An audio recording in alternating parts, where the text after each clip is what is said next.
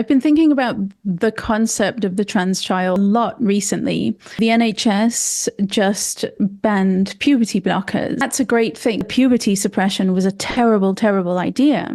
It's good. We have to ban them because it was an awful idea and it's doing terrible harm.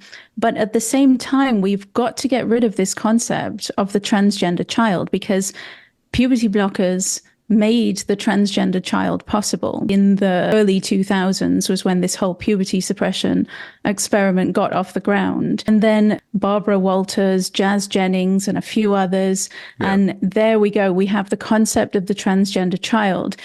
You could not have that before puberty blockers because you could not lie to a child all the way through their childhood, tell a boy that he's a girl, put him in a dress and give him a girl's name and lie to him and raise him as a girl if he was going to hit male puberty.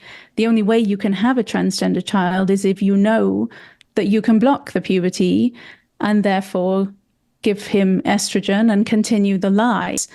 As long as the concept of the transgender child exists, we're going to have children and adolescents who are going to interpret their lives through this concept. They're going to think that they are transgender.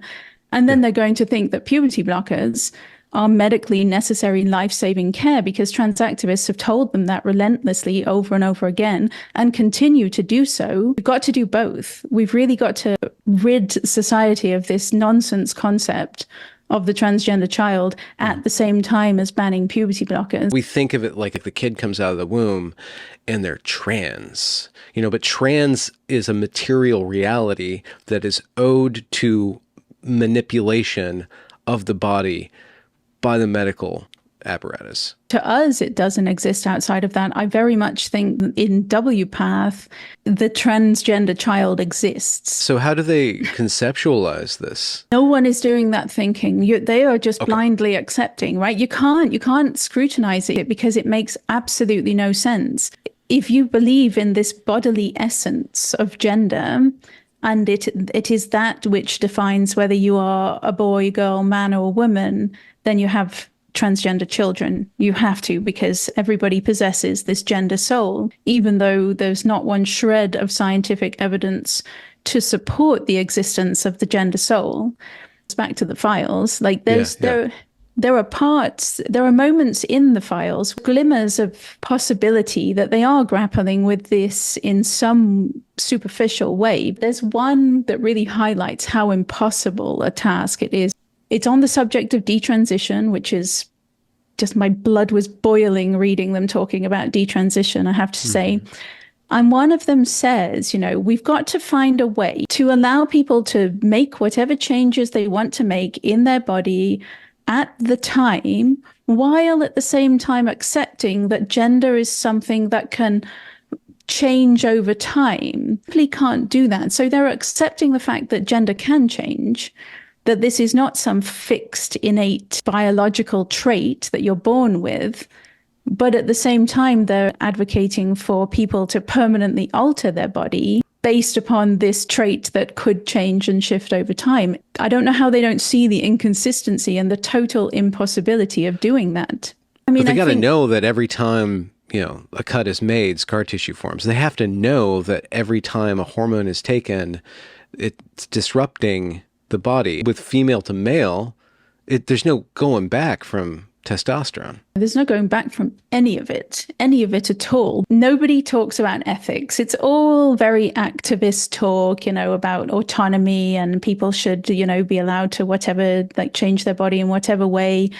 Don't worry about all the mental health issues and everything. Basically, there is almost no one for whom hormonal and surgical interventions are inappropriate in this world. Children and adolescents, whatever. It's a gateway. I mean, once you do it for adults, then you're like, well, why are we waiting until adulthood? The whole experiment on children started because adult men are unhappy. They don't look like women.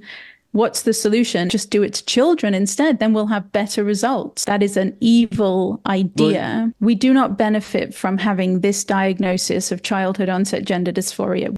It only causes harm. And so therefore, if I had my way, it would be gone. Even further than that, I think that the entire diagnostic category of gender dysphoria is not beneficial to anyone. I think it's culture bound, of course. It's not real in the sense that cancer or diabetes is real. Psychiatric disorder, as long as the diagnosis exists, people will select it from the symptom pool. People in distress will think, why am I distressed? Why am I feeling so terrible? They will unconsciously select from the symptom pool gender dysphoria. And with that comes a medical pathway that I do not believe benefits anyone.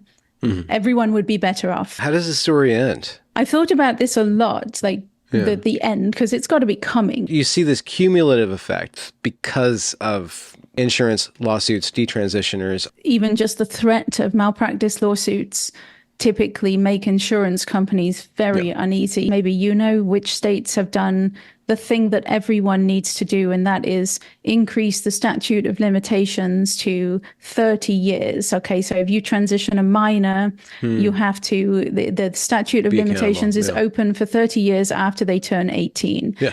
And if you're so confident in your gender affirming care that you're picking out only the so-called trans kids who will benefit, then you've got nothing to worry about. Absolutely fine. Everyone needs to do that first and foremost, because this is not just your average field of medicine. I think that's why we don't have that many malpractice lawsuits, because of the statute of limitations being so short. It takes so long for individuals to admit to themselves that they made a mistake. That's the first thing. So then the lawsuits come along, and of course they will win, because this is a true medical crime, the likes of which have never been seen before. And then I think after that will be the inquiries. People will then want answers. Sure, this medical crime is out in the open. We see the number of victims. I don't know that we'll ever truly comprehend the number of victims. No. We want answers. Why did this happen? How did this happen? How did every single health authority and medical association fall for this utterly absurd idea? How did they buy into this idea that this group of trans activists